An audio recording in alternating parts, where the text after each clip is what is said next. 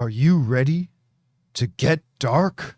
Welcome, my fellow denizens of the night, to John Campea After Dark. Of course, the show where obviously we talk about drinking alcohol and the use of recreational drugs and casual sex with one or many partners and farting in bed and then pulling the bed sheet up over your partner's head and trapping them underneath there with the toxic fumes. Oh, the darkness, ladies and gentlemen. Anyway, guys, hey, welcome to the YouTube channel. My name is John Campea, and really, all this is a companion video. John Campea After Dark is really just a companion video. It just happens to be a companion video that we do live here in the evening, and I mentioned earlier today we might do one of these tonight, and lo and behold, here we are. And so here's what companion videos are for those of you who don't know. So every day on the John Campea Show, Monday through Friday, we take the second half of the show to take your live comments and questions. However, we usually don't have enough time to get through all the live comments and questions that get sent in, but I want to make sure you guys don't have to wait too long to get them answered. So we gather them up and we address them here on companion videos or live after dark. It's so good to have you guys here. I hope you guys had a great day. I loved our show this morning, talking about a number of like really big things, but of course the Venom results at the box office, insanity, absolutely insanity. $90 million it made at the box office, beating two MCU films, a Fast and the Furious film, being the biggest opening weekend, the second biggest opening weekend of all time in October. The only Joker in 2019, made more money in an October opening weekend than Venom 2 did during a pandemic recovery. It's absolutely nuts. Absolutely crazy. So me and Rob had a good time on the show today. Of course, Rob will be back on the John Campea Show in the morning. But for now, ladies and gentlemen, good to have all you guys here. Hello to Steve and Austin and Peter and Ronaldo and John and Seraphim and GA and Michael and everybody else in the live chat. Good to have you guys here. So let's get right into it right now. We're going to start things off getting caught up with Jack Lumbers, who writes, Requiem, Only Us, Waving Through the Window, and especially You'll Be Found are glorious songs from Dear Evan Hansen. Ben Platt has an amazing singing voice. I just wish the movie had a better plot. And I mean, listen, one of the things I don't think anybody's taking away from Dear Evan Hansen is the music. The music and the songs themselves, I don't think anybody is knocking those, because I think you're right. They did those are great. They are absolutely great. None of that was the problem with the movie at all. All right. By the way, Donaldo Martinez sends in a super chat badge in the live chat. Thank you, Donaldo. Appreciate that, man. Okay, next up. Johnny Wall writes, one of two. Have you seen Hoodwinked? I absolutely have. 2006, which I believe was the same year that Casino Royale came out, by the way. It stars Anne Hathaway. Well, stars. It's an animated film. They did the voices in there. Stars Anne Hathaway, Glenn Close, and retells the story of Little Red Riding Hood as a police investigation using backstories to show multiple characters' points of view. It's the most underrated animated film of all time, in my opinion. And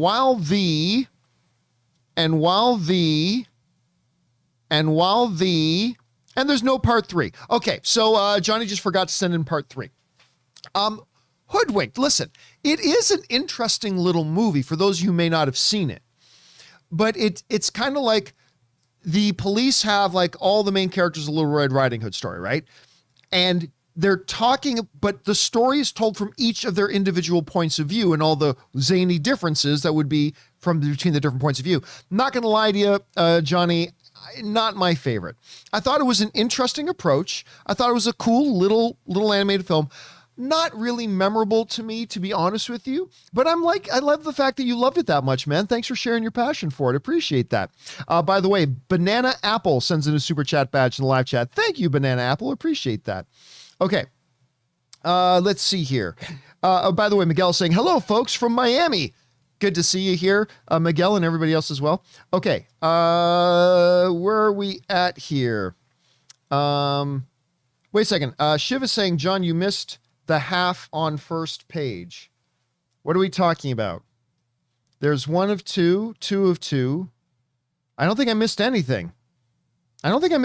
There. Anyway, let's keep going, shall we? Scott Brown writes, Venom 2 was garbage, says Scott Brown. The script seemed like it was written by a 5-year-old. I hate this overacting cheese shit. I don't want it in my comic book movies. The movie was so stupid. 90 minutes was too long. I just wanted everyone in the movie to shut up. Well, hey, listen, obviously, I disagree with you, Scott. I thought the movie was a hell of a very, very entertaining. I mean, not good as Shang-Chi or the Suicide Squad. I thought the movie was very entertaining. I thought the dynamic between Venom and Eddie was great. I thought Andy Serkis did a great job directing it. Now, did I love every aspect of it? No. There were a few scenes I didn't like. There were a couple things I think they could have done differently. But overall, I thought a very entertaining movie. And that's what the vast majority of the people seem to think. It's got an 85% audience rating. But listen, I've said from the beginning, it is not for everybody. It's not for everybody, Scott. And if it didn't work for you, no problem. There's probably lots of movies that you like that I don't and all that kind of stuff. And it's all good. We all have different experiences with movies. And for you, Venom 2 didn't do it. And like I said, I expected it. Watching the film, I knew this would not be for everybody. But I'd be lying to you, man, if I didn't tell you it worked for me. But thanks for sharing your point of view on it, Scott. I appreciate that. All right. Let's move on here. Anonymous writes, where are we at? Yes, I think the issue with the PG-13 Venom is that you can do it, obviously, and it's successful. But should you? I still think, though, you're only giving fans 70% of a Venom movie without the violence, especially featuring carnage. They just end up being neutered. That's completely false. It's completely false. Because as John Schnepp used to point out, their comics were always PG. The action and violence with Venom and Carnage in the comic books were all really PG-13 anyway. Right? And I still contend that everything that Carnage did in the movie, I won't go into specifics, obviously, but the only difference between the PG-13 and the R, and quite frankly, I'm surprised they got away with the PG-13, was that when Carnage was murdering a lot of people, when he would here's something that's in one of the trailers, so it's not a spoiler of anything. But when Carnage kills a guy by blunt force trauma, slamming him against concrete, the only difference between PG-13 and the R was that there wasn't a blood stain there after the guy fell down from the concrete wall. That's the only difference. It's the exact same action. It's the exact same thing, just that there wasn't a blood stain there when he fell off the wall. That's it. And I respect your opinion on that. But I completely disagree that this movie felt neutered. That's like, show me in the comics where it's like straight up rated R. And so that's why I'm not saying you're wrong. I'm saying that's why I disagree with you. I disagree. And that's why I disagree. I was actually quite pleasantly surprised by exactly how violent this thing was. There was a lot of murder. There's a big body count in this movie. A lot of people get slaughtered. So yeah, it's just that there wasn't a blood stain. I mean, that's pretty much about it. As far as I'm concerned, that is. By the way, Gary Phillips sends in a super chat badge in live chat. Thank you, Gary. Appreciate that very much, man. All right. But thanks for sharing your point of view on that, Anonymous. All right, next up.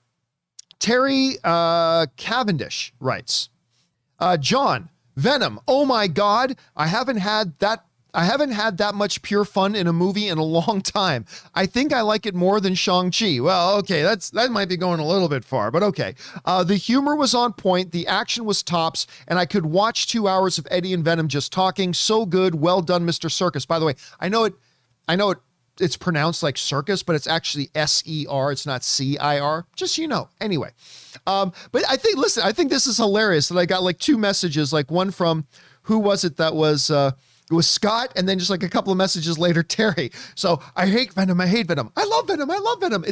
I think this is a good representation. I think this is a good representation of the differences of opinion that people are going to have about Venom. Again, I've always thought, from the first Venom movie, but also in the second one, that it all depends on if you buy into the personality of Venom. If you buy into the personality of Venom, then you're going to like Venom 1 and Venom 2. If you don't buy into the personality of Venom, and the personality of Venom in these movies doesn't work for you, then you're not going to like these movies. And I think it's very much on point and very telling that we got one person saying, I hated Venom. The very next person, I like it more than Shang-Chi. Anyway, it's a great example. That's the wonderful thing about the subjectivity of films. We all have vastly different opinions. All right. Thanks a lot for putting that in, man. All right. Next up, World's Greatest Detective writes, John, still in lockdown in Australia. Sucks, dude. But based on your recommendation, I bought a copy of Free Guy. Nice. Also based on your recommendation, having some mayo with my breakfast. Love your show. Yeah, I love mayo with just about everything except for breakfast food. I don't really have mayo with my breakfast food. That aside, Free Guy, man, still number 6 at the box office in its 8th, 1, 2, 3, 4, 5, 6, 7, 8, 8th week of release. Still number 6 at the box office, and number 6 at the box office after it's already come out on home video. Amazing run for that movie, man. An absolute amazing run for that movie. Okay, next up. Armando Martinez writes, over under 20%, Tobey's Spider-Man tells Tom's Spider-Man, with great power comes great responsibility in Spider-Man No Way Home. Well, here's the problem, Armando. You're assuming that Tobey Maguire is in Spider-Man No Way Home, and we just don't know that that's true or not. I mean, I believe he will be, but we don't know that he's going to be. We simply just don't know that he's going to be. Sure, there are a lot of rumors and whispers and fan speculations and all this kind of stuff. And I think he will be. I think both him and Andrew will be in the movie. But you're asking over under 20% on something that we don't even know that the starting circumstance is there. We don't even know if Tobey's going to be in the movie. But I'll say this. If Tobey, and that's a big if Tobey is in the movie, then I will go under 20% that he says with great power comes great responsibility. Not 0. I would probably say over 5, but I don't think it's super likely. So if he's there, I'll say under 20%. Possible, but I would go under a bit. Okay, Armando also writes, better performance, Mark Ruffalo in Spotlight or Jeremy Renner in Hurt Locker. Ooh, that's a tough one. That's a tough one. God, Mark Ruffalo is so good in Spotlight. I mean, everybody's great in Spotlight. Ruffalo, Michael Keaton, Good Canadian Girl, Rachel McAdams. I mean, they're all great in that movie. That movie's so damn good. I believe it won Best Picture at the Academy Awards. Seriously, a lot of you guys have not watched. Spotlight, and you totally should. You totally should. It's absolutely fantastic. But Renner, I mean, Hurt Locker is really the movie that put Renner on a lot of people's radars. I'm going to go Renner, but Ruffalo is so good in Spotlight. They're both amazing, but if I had to pick one, I'll slightly lean towards Hurt Locker. How about towards Jeremy Renner, I should say. Hurt Locker, but man, ask me another time, I might say Ruffalo because they were both fantastic. All right, Armando also writes, favorite scene in the Sam Raimi Spider-Man 2. That train scene is so effing good, but Doc Ock sacrificing himself at the end is perfect.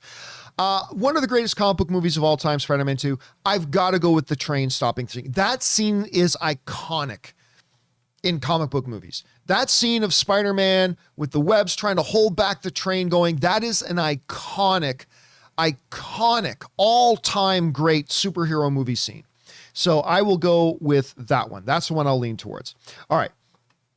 Next up, Scott Brown writes, one thing that drove me nuts. Oh, Scott's got more to say about Venom, damn it. I've got a lot of things to say about Venom, and I'm going to have my piece. Okay. So one thing that drove me nuts about Venom 2 was in every second of screen time, there was constant talking and bickering.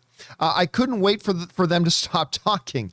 You can move a scene along without talking constant nonsense and exposition. Love the show. Well, I appreciate that, Scott, and I appreciate your sharing your point of view on that. I personally disagree. I thought one of the real strengths of the movie and the charm of it was that dynamic between Eddie and Venom. And I thought it was really telling too that they were like at each other's throats half the time. But then like when Eddie finds out that Anne is getting married to somebody else, like even though they've been completely at each other's throats and completely like just bickering and arguing, when one was really hurt, what did Venom do?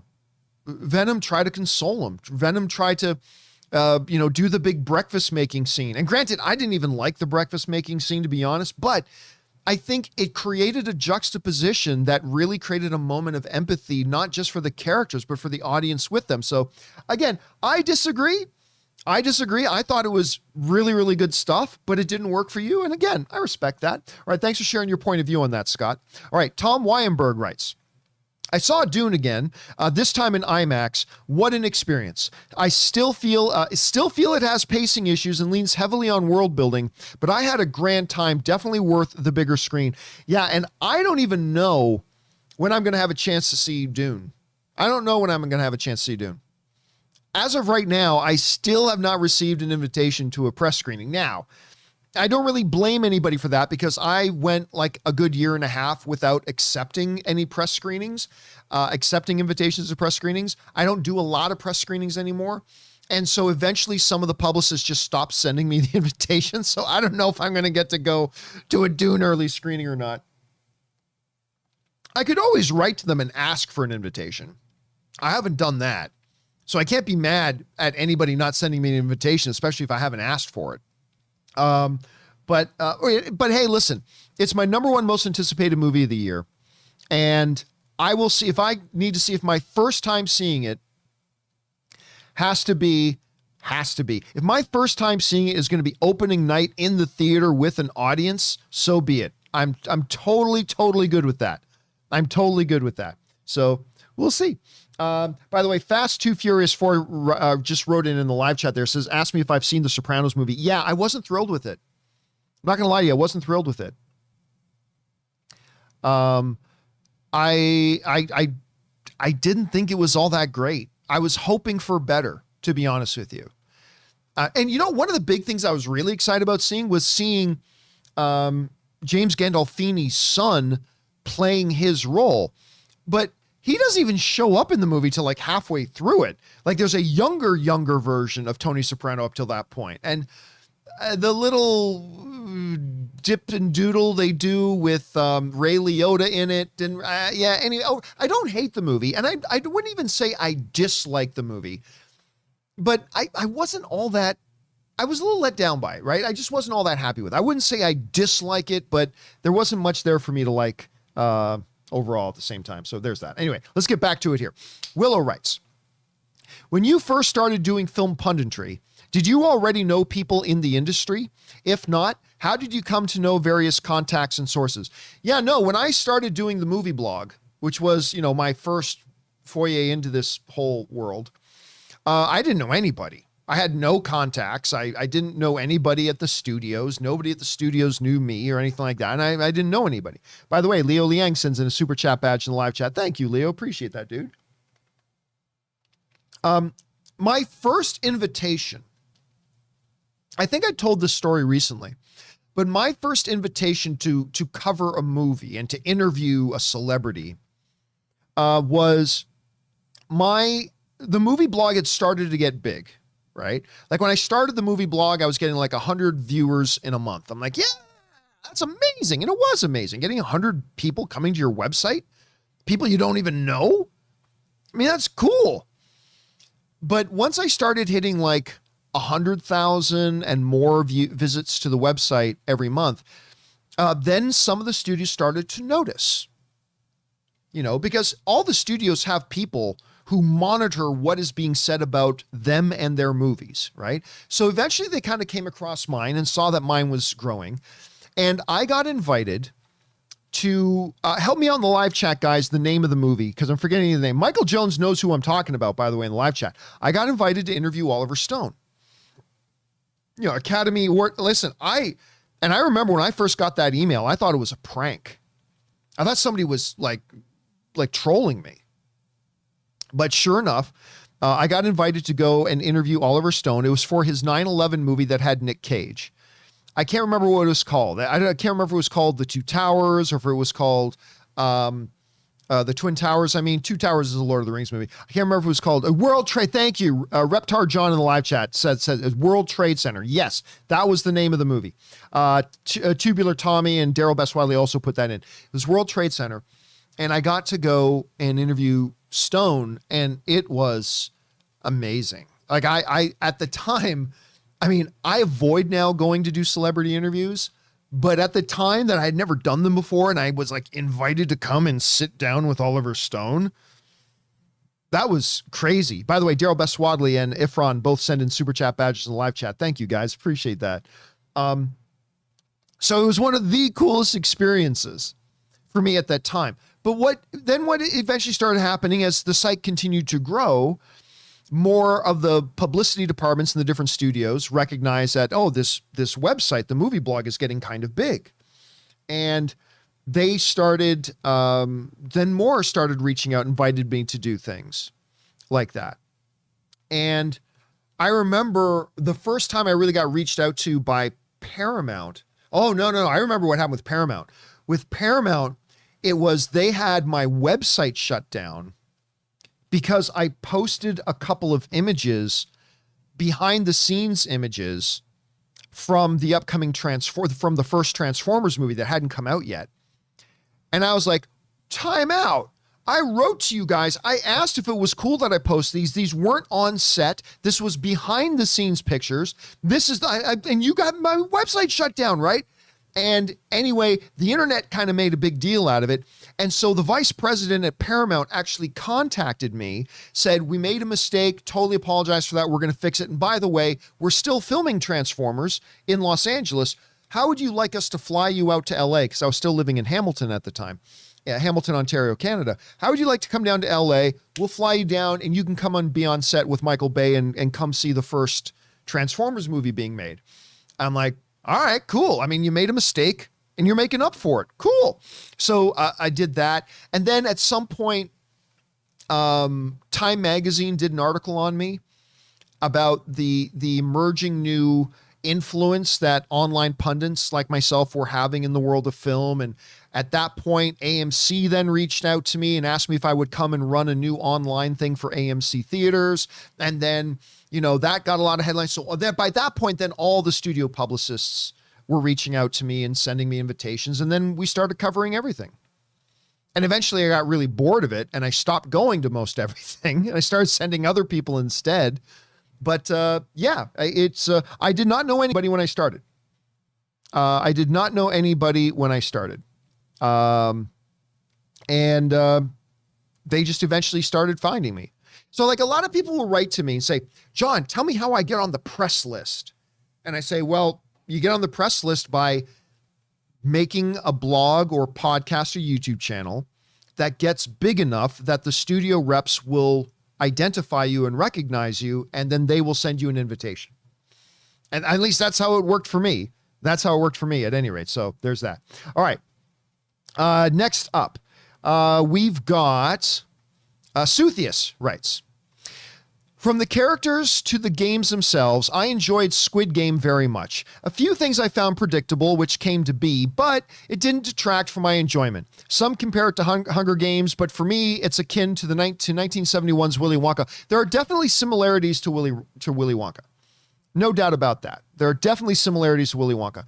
I get the comparisons to Hunger Games. I compare it more to Battle Royale. Battle Royale is really more of a closer kind of a kinship there for that one. But yeah, I like Squid Games very much. I don't think it's the greatest thing on TV like some people, but I enjoyed it enough to binge all 9 episodes in 3 days. So yeah, I thought it was pretty damn good. All right, next up, we've got Draconic Druid writes, as a Packers fan, I agree there's no doubt Brady is the GOAT. Do you think Rodgers is the second best in the league, though, right? Even over Drew Brees? I'm sure Mahomes can be in the conversation, but needs a few more years. He'll be the face of the future for sure. Well, I mean, look, don't get me wrong. I have all the respect in the world for Aaron Rodgers. He's fantastic. He's fantastic. But Aaron Rodgers has taken his team to 1 Super Bowl appearance in his career. Let me say that again. Aaron Rodgers has taken his team to 1 Super Bowl appearance during his entire career.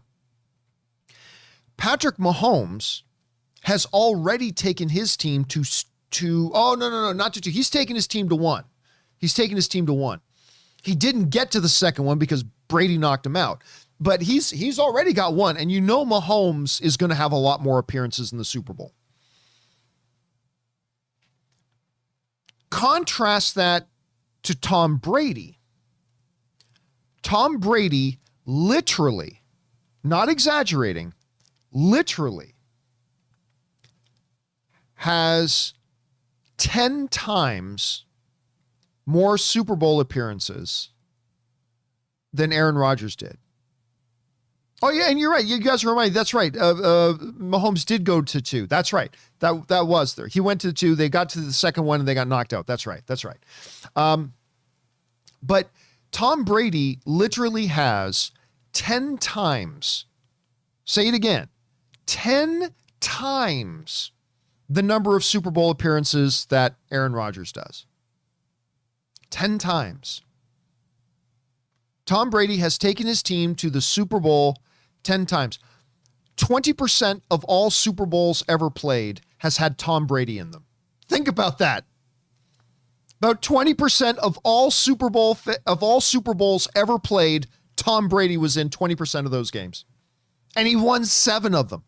He's got more rings than Thanos has Infinity Stones. It's crazy. I think Aaron doesn't even need more rings.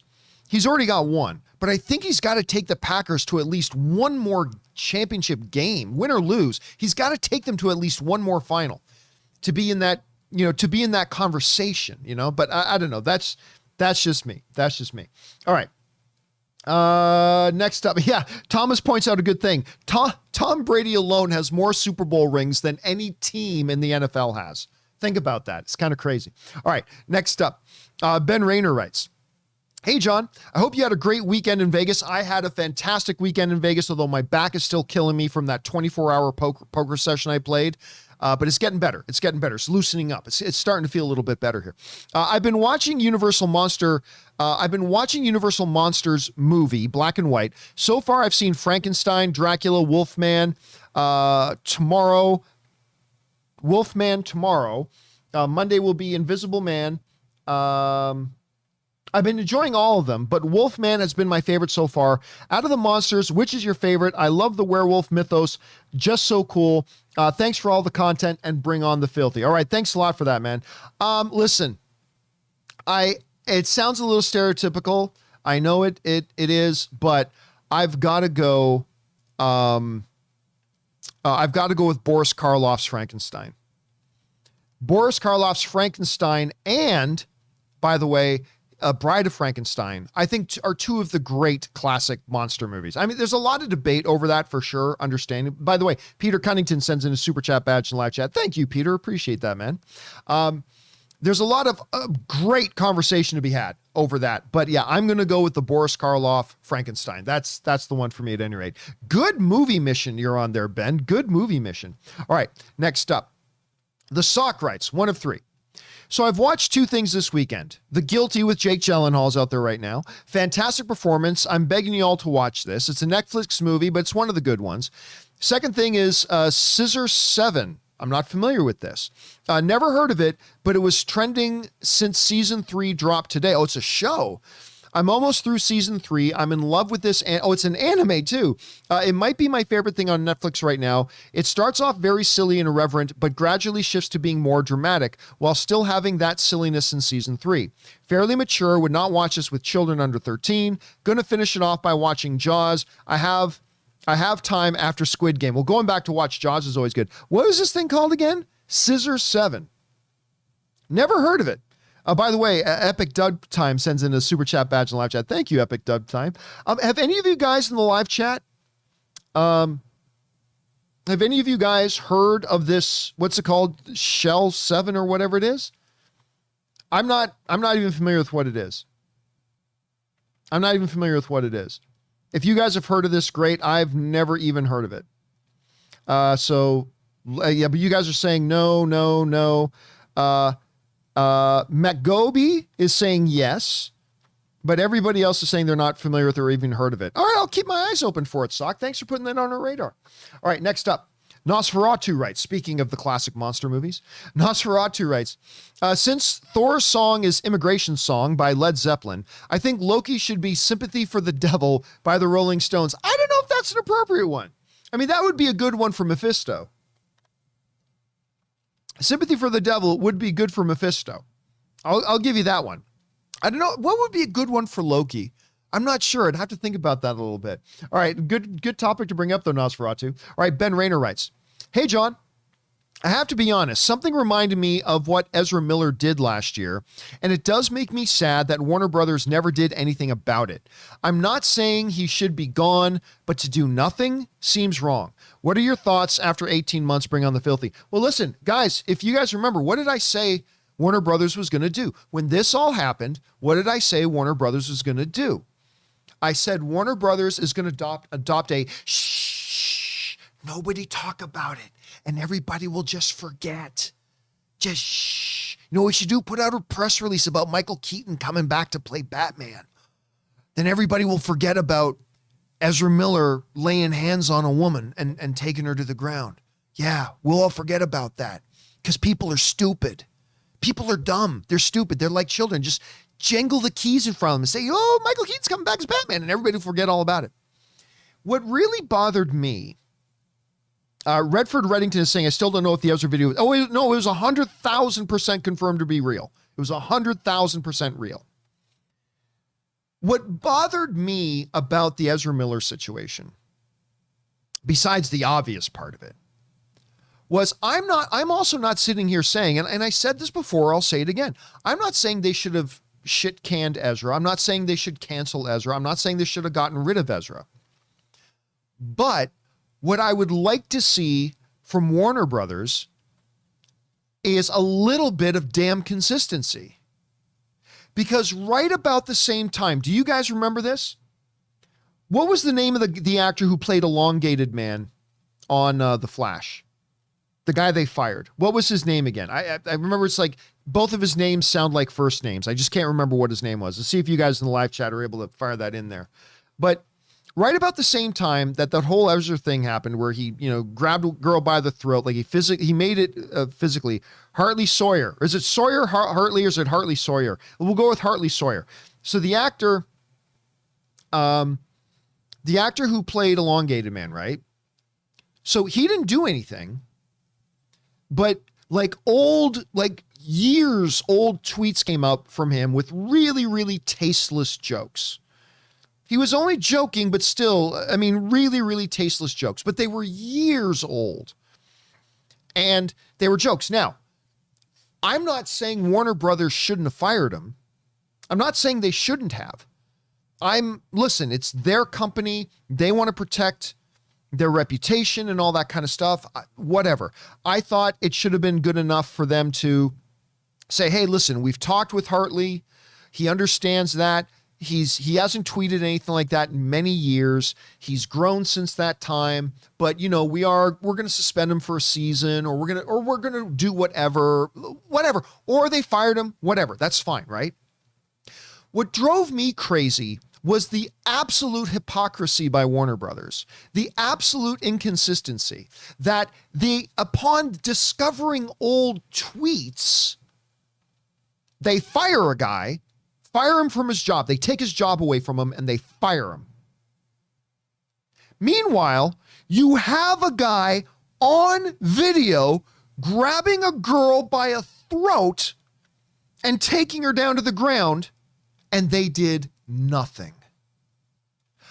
I would have at least liked to have seen Warner Brothers put out some kind of statement to say, hey, you listen, we were very disturbed by the video. We have sat down, we've talked with Ezra, and then make Ezra put out a public statement saying, listen, I feel horrible about the events of that night. What I did in that video does not reflect who I am as a person. I'm as disturbed by that video as anybody else. I will endeavor and promise to try to do, but whatever, something, right? They shit-can fired one guy for a tweet that was years old. And again, I'm not saying they shouldn't have. I'm just saying consistency. They can a guy and take a guy's job away and end his career for a years old series of tweets that were admittedly really terrible tweets, but still. And meanwhile, you got a guy on camera taking a woman by the throat and taking her to the ground, and you just go, shh, shh, shh, nobody talk about this. Shh. You know why? Because people are stupid and they'll forget about it. If we just got to jingle some fancy keys in front of them. And it's the inconsistency. It's the hypocrisy of it. If they had fired both of them, I would have been fine. If they had kept both of them on and just made some statement about the situation that they expect better from their stars, I'd be fine. Just the fact that they up and fired one guy and killed his career over years old tweets, and another guy they totally protected. And I say all this as a fan of Ezra Miller. I am a fan of Ezra Miller. I like Ezra Miller. I really like his Flash. I really do. I really liked him in so far in the Fantastic Beasts movies. I really have. I really like him in those. By the way, Andrew at the movie sends in a super chat badge in the live chat. Thank you, Andrew. I appreciate that. So again, I would have been totally fine if they fired both of the guys, because at least that would be consistent. I would have been totally fine if they just said, hey, this is unacceptable behavior. We're going to hold these guys accountable moving forward, and we're going to make them make apologies. I would have been fine with that too. Let them both keep their jobs. The fact that they fired one and protected the other, massive hypocrisy. And that's really bothered me. As a fan of Warner Brothers, that really bothers me. But anyway, it is what it is. Okay. So there's somebody called Night Watch Reactions who's just an ignorant fucking moron. So I'm just going to delete something that they put in there. Okay, next up. The sock writes. Oh, one other thing. I bought my first hot toy. Good on you. Just be careful. Don't make it a massive habit because it can become really expensive. It's Vinsmoke Sanji in his Osaba mask costume. It's a one-piece character. Was $194. That's actually pretty cheap, which is pretty good compared to other hot toys. Yeah, listen, you just got to be careful. That's all I'm saying, Sock. Because buying one hot toy suddenly becomes buying four. That's what happened with me. I had no hot toys, no hot toys, no hot toys, and I got one. Before I knew it, I blinked and I had four. One of them was a gift. But still. And you realize, holy crap balls, I've spent a lot of money on these figures. And $194 is cheap as hell. I mean, I just paid $350 for my Captain America one. That's the first hot toy I've bought in like 4 years. I haven't bought any in 4 years. Okay. And the Captain America Infinity War hot toy is one that I wanted to buy a couple of years ago, and it wasn't yet available. So I've been wanting to buy that one for years. So I've waited and I've waited and I waited for years. And then Ann and I were at Frank & Sons. We saw it. I said, I got to have it. It was $350. I bought it. I haven't bought any more since. Just be very, very careful. Be very careful with those hot toys, man. Be very careful of the hot toys. By the way, Reptar John writes, and did you ever get Rob that Moon Knight hot toy? I guess you didn't see the show this morning. Yes, Rob now has the Moon Knight. He has the Moon Knight figure that I got him. It's not a hot toy, though. It's not made by Hot Toy. Hot Toy doesn't have I don't believe they have the rights to Moon Knight. So anyway, but I got him this really beautiful Moon Knight. I think he'll probably show it on the show tomorrow. Just be very, very careful. The sock. Just be very, very careful. All right, next up. We got Dangerous D who writes, hey, John, Wonder Woman 3 is officially greenlit, but I'm concerned that it will not be successful due to the last movie, Wonder Woman 84, wasn't good. What should Warner Brothers do to restore confidence of the fans? Who do you want as the villain? I'd go for the Firstborn, Cersei, or Giganta. It doesn't matter. I've said this many times. Who the villain is in a movie is completely irrelevant. Completely irrelevant. Makes no difference in the world. The only thing that matters is whatever villain do you use, do you write them well? Because you can have a villain. Look, I think everybody agrees. One of the greatest comic book villains of all time is Dr. Doom. Do we agree on that? Can we all agree on that? That Dr. Doom is one of the greatest comic book villains of all time. Guess what? They've put Dr. Doom in 4 movies. Has that helped any of those movies be any good? Nope. Hasn't helped any of those movies be any good. Because it doesn't matter if you take a great comic book character and put him in a movie. You got to write the individual character well. So you can get Wonder Woman 3 and you can say Natasha the bank teller is the big villain of the film. But guess what? If you give her a great character arc and you write her really well, it doesn't matter that nobody's ever heard of her. It'll make the movie great. So that's all that matters. As far as what do they need to do? What do they need to do with to restore the confidence of anybody? By the way, I'm going to disagree with you. Somebody in the live chat saying, I disagree. I think it's Christopher Rapper says, I disagree. If you had a Batman movie with Condiment Man as the main villain, it would suck. That's not true. That's not true. If you write him as well as David Goyer and Christopher Nolan wrote Heath Ledger's Joker, guess what? It wouldn't matter that his name is Condiment Man. Wouldn't matter. If they wrote a character and wrote him as well as they wrote Heath Ledger's, then everybody would be raving about how great it is. They'd be raving about how fantastic it is. I mean, look at how much everybody likes freaking King Shark in Suicide Squad. So you can disagree all you want, but it's true. It's damn true. It's absolutely true. That's all that matters. Now, as far as what Warner Brothers needs to do, listen, one hiccup isn't going to hurt much, to be honest with you. Look, I was also kind of let down by Wonder Woman 84. I love the first one. The second one, not so much. But guess what? Same thing happened to frickin' Matrix. Everybody loved the first one, not so much the second, but they still came out and watched the third one, right? So I think there's enough positive energy around the Wonder Woman franchise that they can handle the one bump in the road with Wonder Woman 84. I think the audience will come out and support Wonder Woman 3 in big numbers. They will. It depends on the trailer and the marketing campaign. It depends on the marketing campaign. But as long as they do the marketing campaign well, I think the people will come out and support Wonder Woman. Now, if they make two bad Wonder Woman movies in a row, then they've got a problem. So we'll see. By the way, Kevin Cow sends in a super chat badge to the live chat. Thank you, Kevin Cow. Appreciate that, man. Okay, next up. Dangerous D also writes, hey, John, HBO Max will be doing a 3-part documentary on the history of DC Comics about its history and legacy. As a DC fan, I'm looking forward to this, but will they also show the controversy like Bill Finger not getting credit for Batman, Schuster's legal fight, etc.? Here's the thing. I'm not all that interested in a documentary about DC being made by DC. Just like I'm not, because somebody asked me that a while ago about Marvel and say, should they do a documentary about the history of Marvel? Should Disney produce a documentary about the history of Marvel? It's like, well, that's kind of self-serving. I'd be more interested in a third-party independent filmmaker doing a documentary about the history of Marvel. I'd be far more interested in a third-party independent filmmaker doing a documentary on the history of DC.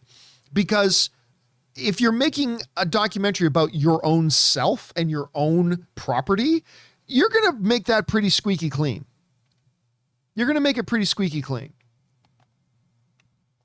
So, I mean, I'd be interested in seeing this thing, but I'm not going to go out of my way to watch it because you know what that is? It's an advertisement. Warner Brothers making a documentary about a Warner Brothers owned property is a commercial. It's a commercial. I'd be far more interested if it was completely handled by somebody else. But I said the exact same thing about the Marvel situation, but I don't know. We'll see how it goes. All right. Listen, Reptar John writes, did you watch Professor Marston and the Wonder Woman? Was that made by DC? I can't remember who made it. Professor Marston and the Wonder Woman, by the way, starring Luke Evans, is a fantastic movie. Very filthy. Bring on the filthy. Oh, that movie's got a lot of filthy, my brothers and sisters. But Professor Marston and the Wonder Woman is about the guy who created the Wonder Woman character and this 3-way relationship that his wife were in with this other young woman. So him and his wife had this relationship together with this other women. And it's like all the stuff that I learned a lot about the creation of Wonder Woman watching the movie. But besides the fact that it's gloriously filthy, it's a really good movie. So you should absolutely check it out. But I'll be honest with you, no, it wasn't made by DC, but I can't remember if it was even a Warner Brothers movie. I can't remember if it was or not, but it was definitely not a DC movie. It definitely wasn't a DC movie, but honestly, I would highly suggest watching Professor Marsden and the Wonder Woman. It's a really engaging.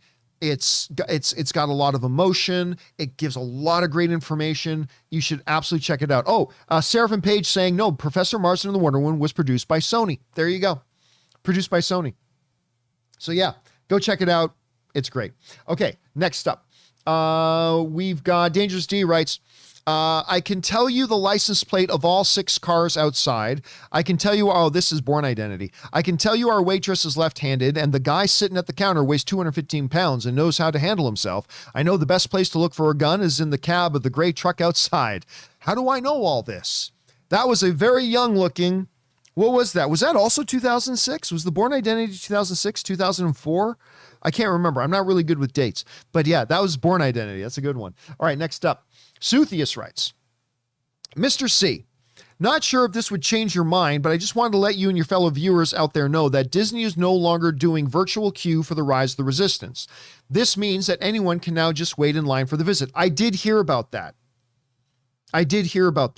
And I like that. And I like it because of this. If a family is going to spend thousands of dollars to fly across the country and stay in a Disney World resort hotel, that they have the choice of being able to get on that ride or not. It's up to them. Unlike the experience that thousands of other families have had and what Ann and I had, where we booked our tickets, we booked our days, we went there only to find out we're not allowed to even try to get on the ride. The only ride we went there to enjoy, and we found out you're not even allowed to try to get on it. That pissed us off. That pissed me off a lot.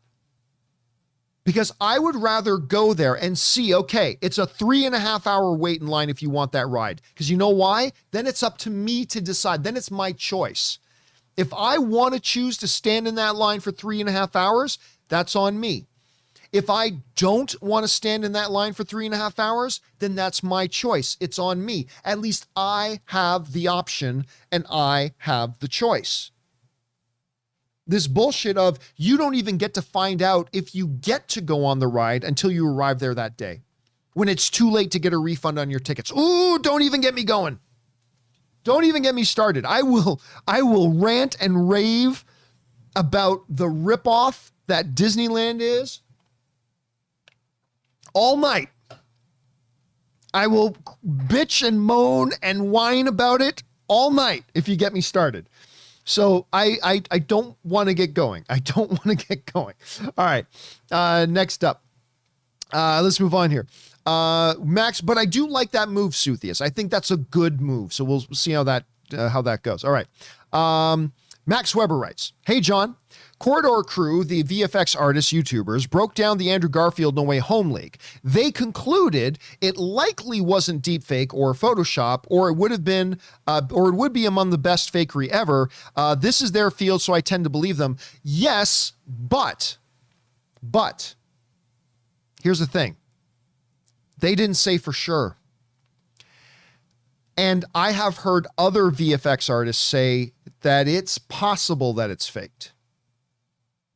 I haven't seen any conclusive thing saying this is absolutely 100% fake. I haven't seen any of that. But of the ones I've seen and the ones I've heard, I mean, the Corridor Crew are very popular. They were very famous. And I like a lot of their videos very much, as a matter of fact. But I only recently kind of discovered them not too long ago. And I really like their stuff as somebody who used to work in the VFX industry myself. But they did not conclude definitively. It's like, I've seen some people running around saying, oh, these guys debunked it. No, because they didn't say definitively it wasn't. And I've heard some other VFX pros who just don't happen to have big popular YouTube channels, but I've heard other VFX pros saying, you know, we can't say that it's fake, but we can't for certainty say it's not fake. And they went through all these points about how it still could be fake. So yes, I understand some very popular YouTubers came to one conclusion, but even their conclusion wasn't definitive. So it's still a little bit up in the air. It's still a little bit up in the air. Okay, next up. But we'll find out soon enough. We really don't have to wait that long before the whole argument and debate is ended, right? The movie's going to come out very soon, and when it does, we'll know. So, yeah, it is what it is. All right, next up. TJ Lynn writes, last week, I hit the big 4-0. When I was little, 40 seemed very old, yet here I am. Any life advice? Anything big happen when you hit the big 4-0? Bring on the filthy. No, just that you feel a lot older once you hit 40, man. I mean, hell, I'm not too long from now. I'm going to hit 50 soon. I mean, if I'm lucky, I will. But yeah, I mean, every year you just feel older, man. Every year you just feel older, but whatever. Just look, what's the alternative? Not reaching 40? That's a bad alternative. So take it and smile, man. Take it and smile. All right. Let's see. Next up, we've got Mr. TJ Lynn also writes, I just watched Shang-Chi because movie theater in my countries just opened after 1.5 years. Nice. It was quite good. The reference to the Day of the Dead in Chinese culture is so spot on for an Asian immigrant like myself. Overall, 7 out of 10 for me. It's pretty fun hearing from people who are now writing in, talking about only seeing Shang-Chi for the first time. Like, I've seen it 7 times already. I might see it an 8th. I'm not really sure. We'll have to wait and see. But I'm glad, listen, it's awesome that your theaters are starting to open again, and I'm really glad you're able to go back and have a movie experience like Shang-Chi, because I really love that movie, and I'm glad you had that experience, TJ. Thanks for writing that in. All right, next up. TJ also writes in, like you, my favorite Nolan film is Insomnia. Love. I've never heard anybody else say that's their favorite Christopher Nolan film. Love to hear it. I love that movie passionately. Anyway, I also like Memento and The Prestige. I wish Nolan will return to make smaller films like these because it felt so intimate and personal. I'm going to be honest. I hate Tenet. It's the first Christopher Nolan movie I hate. I didn't hate Tenet, but I didn't love it. I mean, and I especially don't like having to come out of a movie saying, I got to watch that again, but with subtitles on. And yes, I understand there are parts in the movie that you're not supposed to be able to understand what's being said. I get that. But there are parts in Tenet where you are supposed to be able to understand what's being said and you can't. For whatever reason, Christopher Nolan has this preference of his sound mix that is just awful. Like, as one of the great filmmakers of our age, he's got a really bad heavy hand when it comes to sound mix that just makes a lot of his movies really bad to listen to. Anyway, but I still enjoyed Tenet. My least favorite Christopher Nolan film is actually The Dark Knight Rises, the third of his Batman films. I still think it's good. I mean, I still like it. I do. But I thought the third Batman film was a massive step down from the quality of the first two. So I still put that, I would still say Tenet is better than that one. I didn't like the final ending of The Prestige. I didn't like the big resolution of The Prestige, but other than that, I thought the movie was effing brilliant, like absolutely brilliant. Yeah, there's that. Thanks for sharing that, TJ. All right. TJ also writes, I also just watched Cry Macho. It feels bland for most people, but I like it. So intimate and personal. I love that Eastwood can kick ass at 91. He's truly a great hero. I mean, yeah, there was some of the stuff that I was like, oh, come on, he can't do that at this age. But one of the things, and I'm going to be honest with you, I haven't talked about Cry Macho because I saw it too late.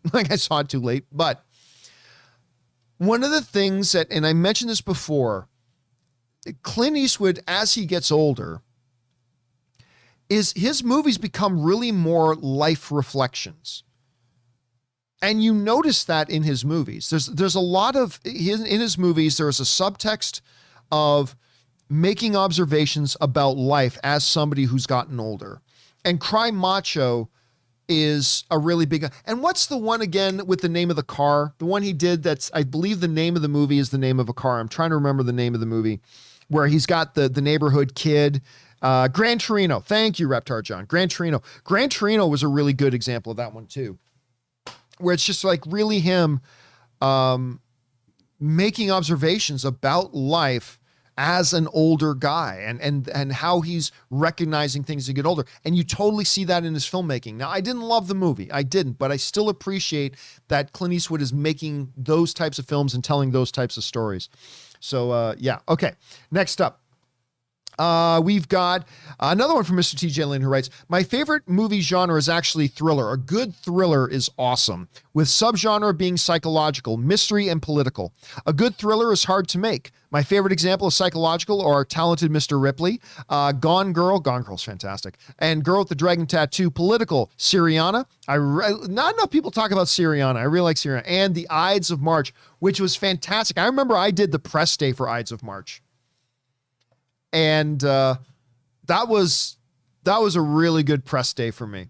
Let me just look it up because I'm pretty sure I'm thinking of the right one. Hold on a second.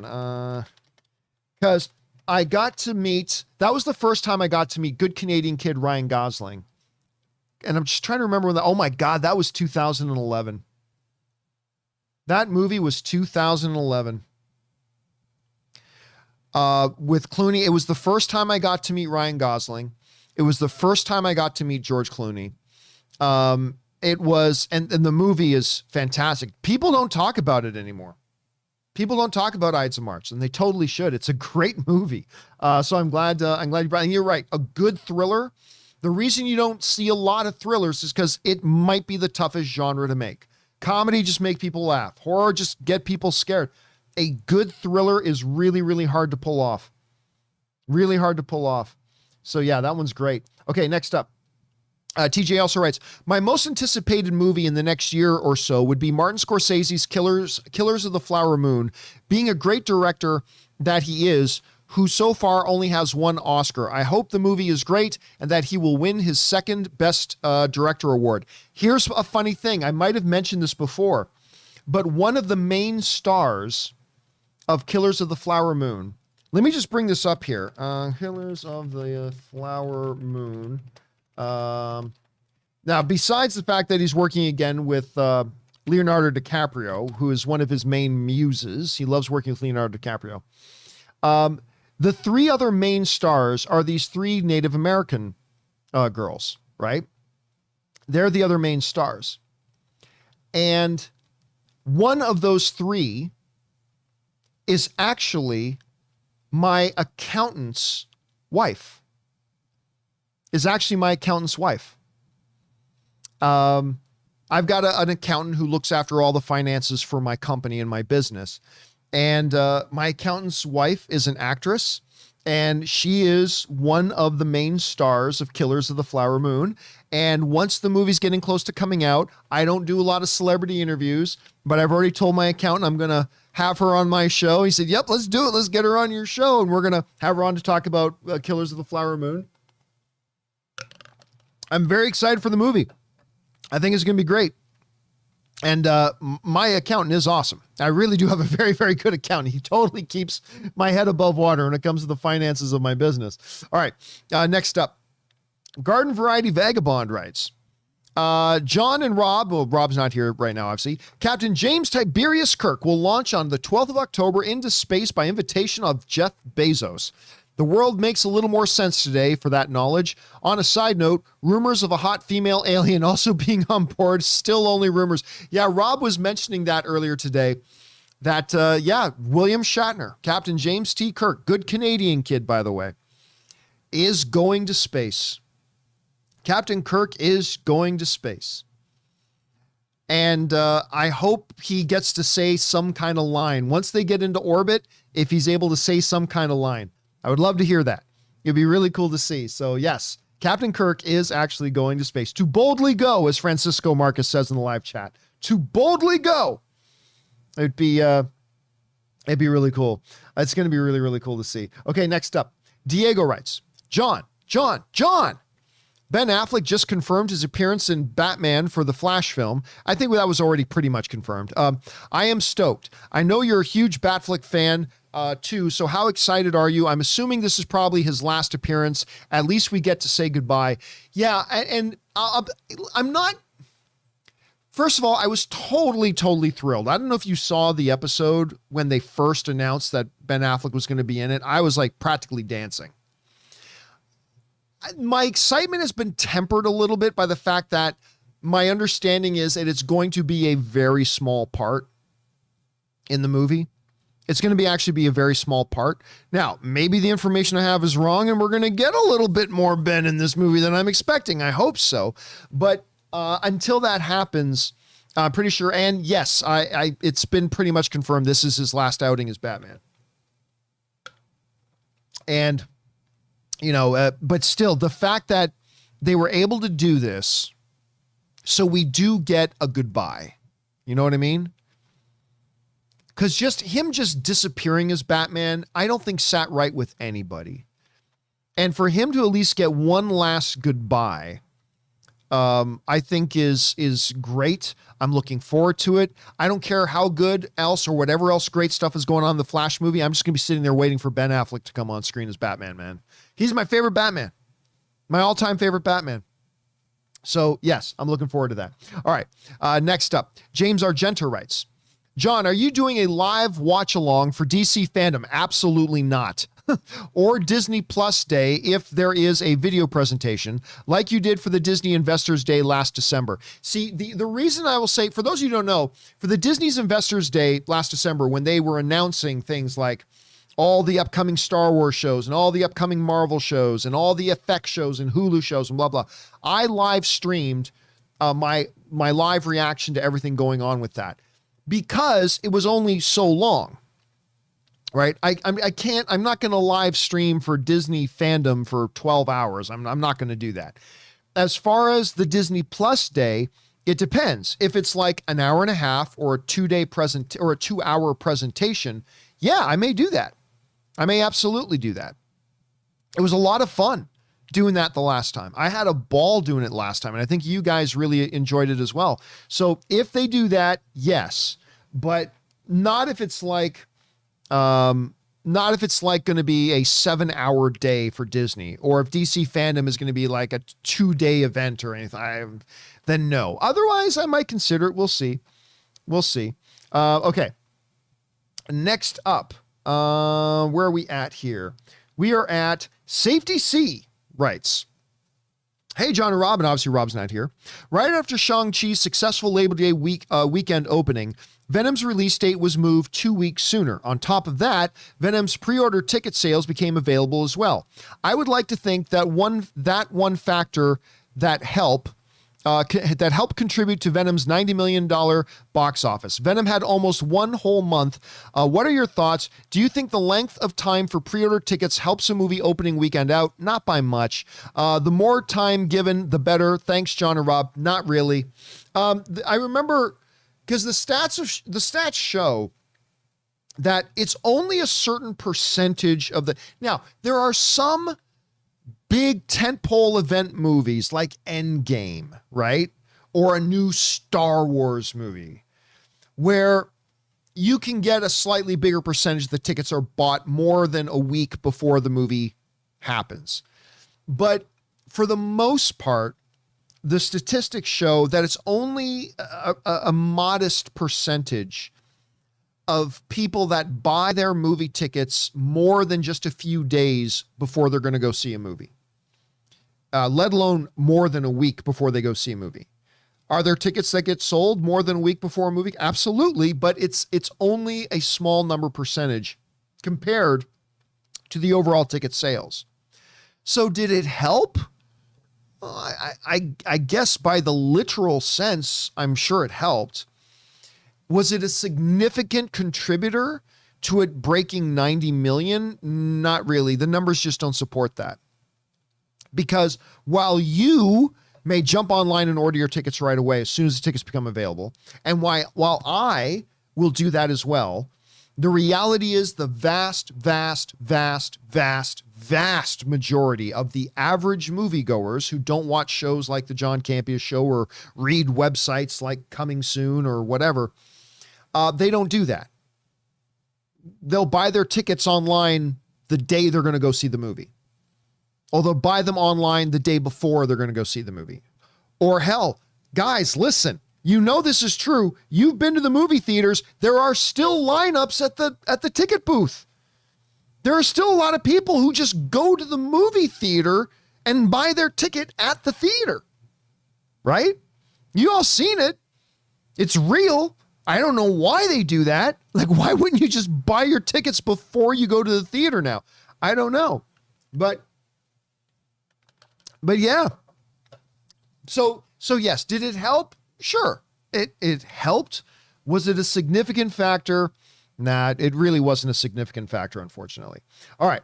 But I mean, that may change as more and more moviegoers adopt a habit and learning to buy your tickets early. Buy them online, buy them early. As more and more people adopt that, I'm sure it will become more of a factor as we move forward. All right. Last questions we're going to take here today, guys, comes to us from Tony Rodriguez, who writes, one of two. So I just found out that Bernthal's Punisher will be getting a new series on Disney Plus. Okay, I'm going to have to break some bad news to you here. We'll be getting a new series on Disney Plus, and the new show Echo, bringing on the whole cast of Cox's Daredevil as a part of this new show. Yeah, and where did you hear that from? When/if that happens? Well, it seems Kevin Feige is changing his stance on using other people's creations, i.e. Netflix characters. This will bring the shows in with the MCU canon, and I'll stick with it that we are going to see Cox's Matt Murdock and D'Onofrio's Kingpin in Spidey 3. What have you heard or think of this? Hold on a second. I'm gonna let me bring up, because I remember I saw this a little bit ago. Please give me a second to find this. Bernthal. Okay. So, what is the one website? Let me ask you guys in the live chat. What is the one website you should absolutely 1,110 million% never believe? And Maner Hussein gets it. Worms of Saturn gets it. The Hero gets it. Yep. It's our friends over at We Got This Covered. Never, ever, ever, ever, ever believe anything that comes from We Got This Covered. Now, let me say this.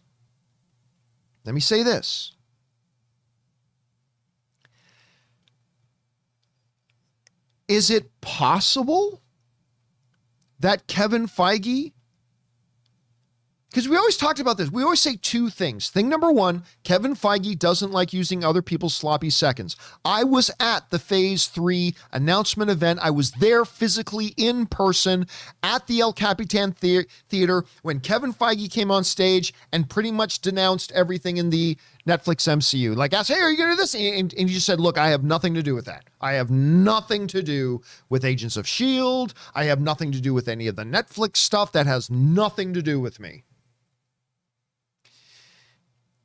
But the second thing we have always said is Kevin Feige is a human being.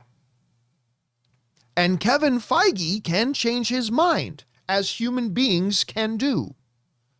Human beings can change their mind. And the last I checked, Kevin Feige is a human being. So look, let me be on record right now. Just like I have no proof that Andrew Garfield and Tobey Maguire are going to be in Spider-Man No Way Home, I believe they will be. Even though it's very, very possible that they're not. Okay? But I'm just saying I believe they will be. We'll find out soon enough if that's true or not. In the same sense, I do not believe we are going to see Charlie Cox and John Bernthal and Vincent D'Onofrio in the MCU. But you better believe that's a possibility. I'm not going to put $100 against it.